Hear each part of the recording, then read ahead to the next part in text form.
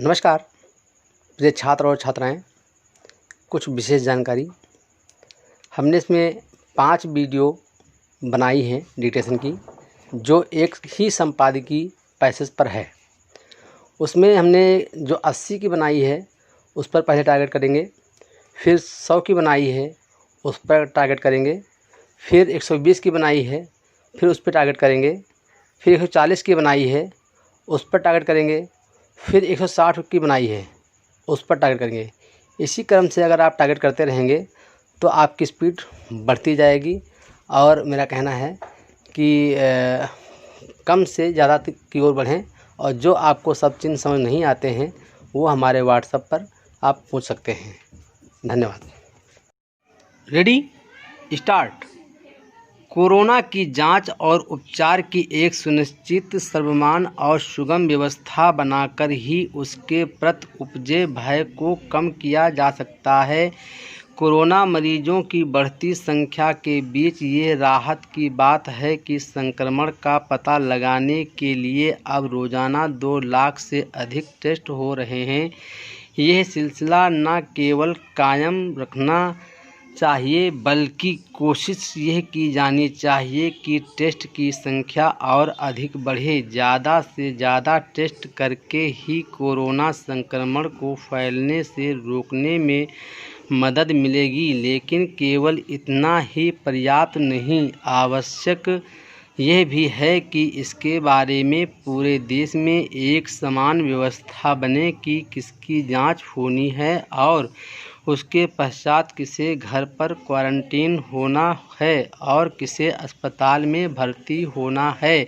अभी भिन्न भिन्न राज्यों ने अलग अलग नियम बना रखे हैं। स्थिति ये है कि दिल्ली में अलग व्यवस्था है और उससे सटे एनसीआर के इलाकों में अलग। जैसे इस बात को महसूस किया गया कि दिल्ली एनसीआर को कोरोना के खिलाफ साझा रणनीति बनाना चाहिए, वैसे ही यह भी समझा जाना चाहिए कि सारे देश की रणनीति एक जैसी होनी चाहिए।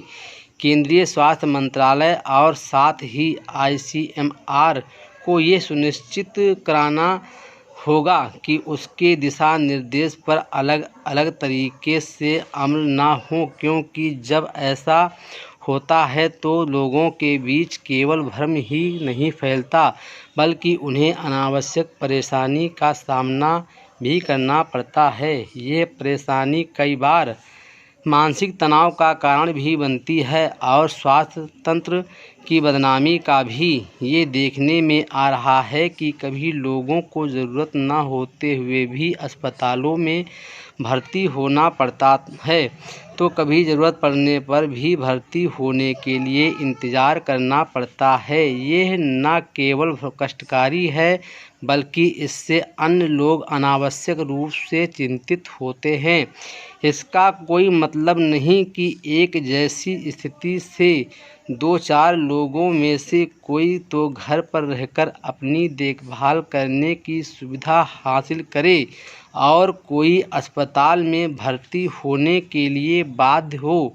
इसी तरह इसका भी कोई मतलब नहीं कि कोरोना की जांच के मामले में निजी अस्पतालों के तौर तरीके अलग हों और सरकारी अस्पतालों के अलग। या तो बिल्कुल नहीं होना चाहिए कि निजी अस्पतालों के टेस्ट को सरकारी अस्पताल मान्यता देने से इनकार करे। जब ये स्पष्ट है कि कोरोना वायरस के संक्रमण से जल्दी छुटकारा मिलने वाला नहीं है, तब फिर ये और ज़रूरी हो जाता है कि कोरोना मरीजों की जांच, उपचार आदि के एक जैसे मानक तय करने और उन्हें लागू करने का काम प्राथमिकता के आधार पर हो। कोरोना की जांच और उपचार की एक सुनिश्चित, सर्वमान्य और सुगम व्यवस्था बनाकर ही उसके प्रति उपजे भय को कम किया जा सकता है।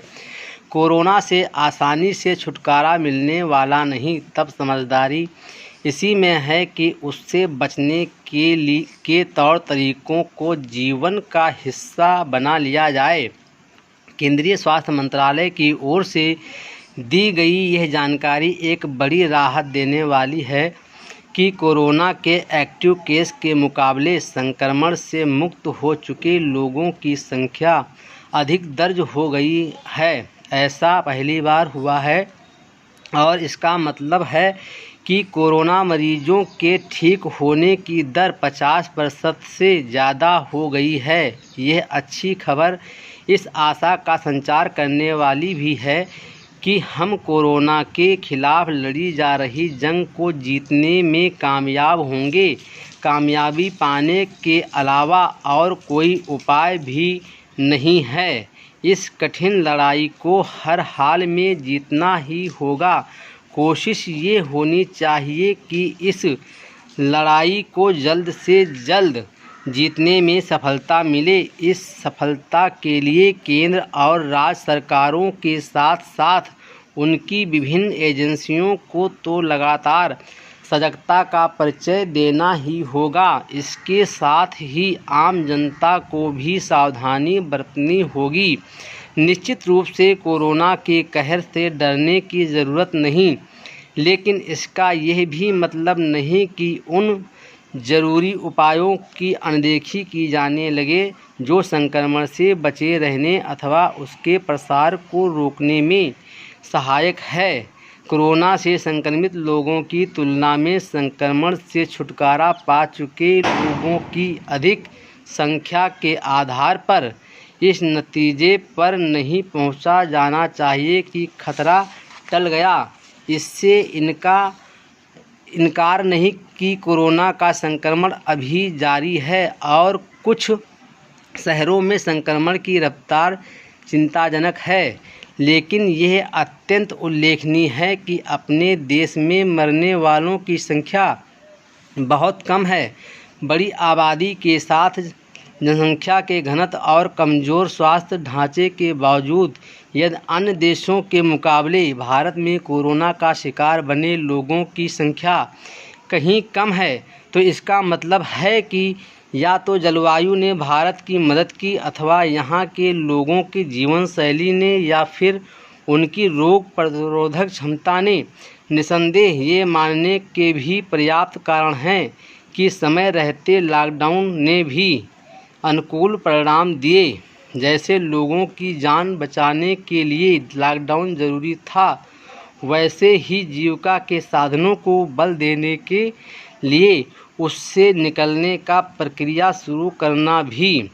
क्योंकि ये प्रक्रिया शुरू हो चुकी है, इसलिए सभी को अपने अपने स्तर पर यह सुनिश्चित करना चाहिए कि आर्थिक व्यापारिक गतिविधियां तेज़ी के साथ आगे बढ़ें। ये सुनिश्चित करने का यह अर्थ नहीं है कि यह मान लिया जाए कि अब कोरोना को लेकर सावधान रहने की ज़रूरत नहीं।